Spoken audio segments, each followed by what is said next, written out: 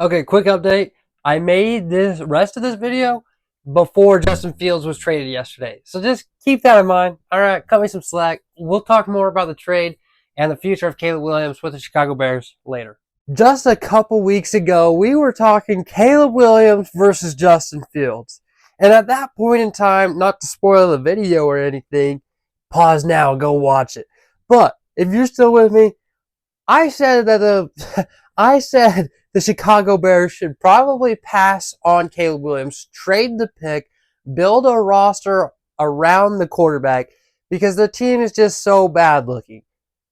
Well, that might have changed after this free agency. The Chicago Bears have done really well, honestly, for what they've been given with the cap space that they have. Obviously, I expected a little bit more of big moves to come their way, but they did a lot of good.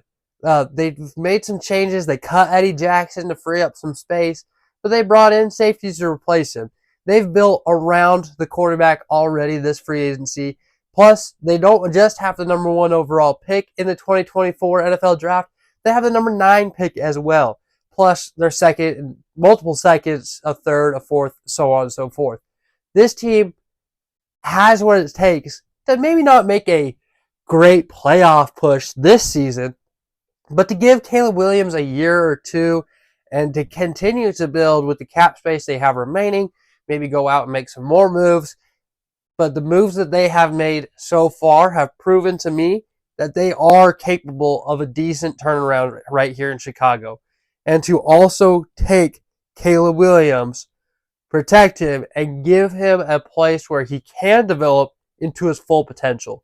And that's really what I was more worried about. I wasn't saying Caleb Williams is not going to be better than Justin Fields, because he absolutely is. I think so, 100%. But I just didn't think the environment was going to be a very conducive one to winning. That's what I feared.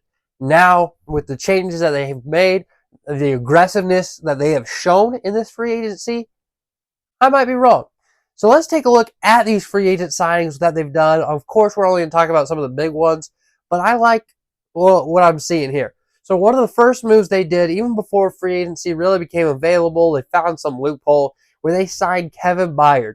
He is 30 years old now, but he is still one of the best safeties in the NFL. He had a decent season with the Eagles, or half of a season with the Eagles when he came over from Tennessee via trade, but it wasn't enough to stick him there in Philadelphia. He is coming to Chicago, replacing Eddie Jackson, as well as another safety from an interdivision rival, the Green Bay Packers, in Jonathon Owens. Jonathon Owens is obviously coming off his best season of his career. He got to start a lot of games this season, and he really showed that he is a proven tackler and has a high football IQ. Maybe not the most naturally talented guy on the field, but definitely one who's going to work his butt off and is going to make the right plays at the right time. So the defense is getting shored up. They also added a couple different linebackers. Nobody who I think is going to make a huge difference right off the rip, but definitely bolsters them, gives them some depth. They also did the same thing with their offensive line, signing one from the Eagles and one from the Rams. Just more of a depth thing. Definitely gets them a little bit better. But the next big signing that they did was DeAndre Swift from the Eagles as well. He had a great season behind the best offensive line in football. I don't know if it's, or best running offensive line in football at least. I don't know if he's going to have the same production here in Chicago as he did in Philly. But if they can up this line and still just give Caleb Williams an option where he doesn't have to worry about throwing the ball 75% of the game, he has a good check down receiver, because DeAndre Swift can do okay out of the backfield. He had 60 targets per season when he was in Detroit.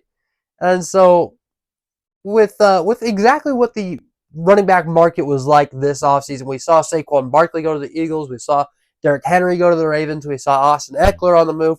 We saw a lot of running backs, right? DeAndre Swift was a great value for them, and they really upped their game because it was pretty non-existent. So I think this was a good pickup for the Chicago Bears as well.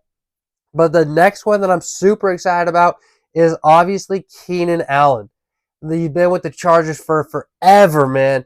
He's been one of the most reliable guys in all of the NFL. Been just, 1,000 yards after 1,000 yards, almost Mike Evans, of course, but he's up there. The only problem you have with Keenan Allen is, well, now he's getting up there in age, and he's always had a little bit of injury problems. So that's the only downside with Keenan Allen. They gave up a 4th-round pick, so I guess they don't have a 4th-round pick anymore. Maybe they still do. I don't know. But Keenan Allen is a definitely good pickup for the Chicago Bears. Gives Caleb Williams a big target, one who's going to go win a lot of jump balls. They have DJ Moore with the speed. They lost Mooney, which does hurt a little bit. And they picked up Dante Pettis as well this offseason, which I think will be a good move for them. And so I think it's just allowing them to just to give a secure environment, right? Again, none of these are like huge moves. I think Kevin Byard's a big pickup. I think Keenan Allen's a big pickup. And I think DeAndre Swift are big pickups. But they're not like superstars right now. Maybe if we were talking about Keenan Allen 5, 6, 7 years ago. But right now, as it is, this is still not, I don't even think this is a playoff team. It might be.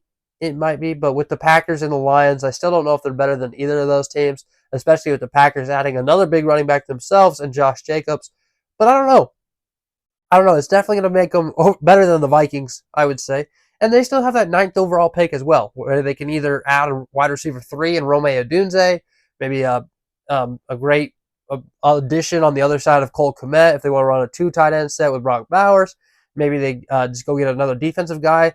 I don't know if Dallas Turner would still be around, or Jared Verse, or Leitu. I don't know. There's a lot of good options that are still going to be available at 9. So, and maybe they trade down. Maybe for a quarterback-hungry team who wants a Bo Nix that high, or a J.J. McCarthy.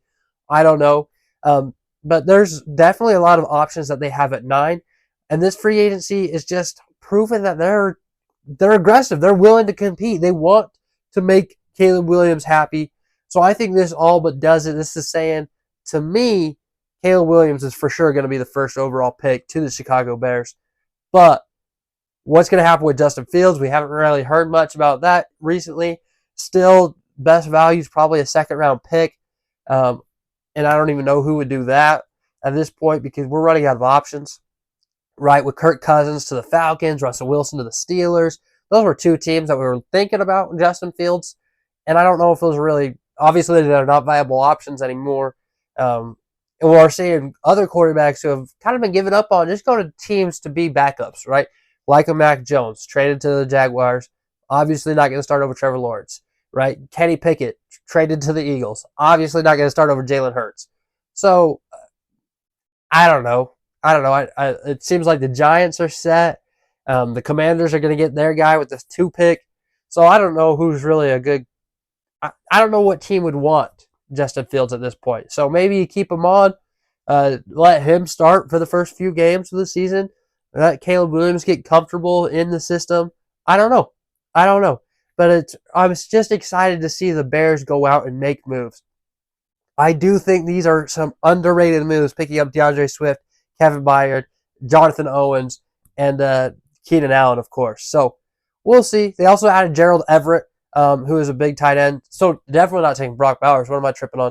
Gerald Everett, Cole Kmet, that's going to be a really good tight end duo for them. Even if they want to run like a little jumbo set with 2 tight ends, they're set. Gerald Everett is a good tight end, very serviceable in this league.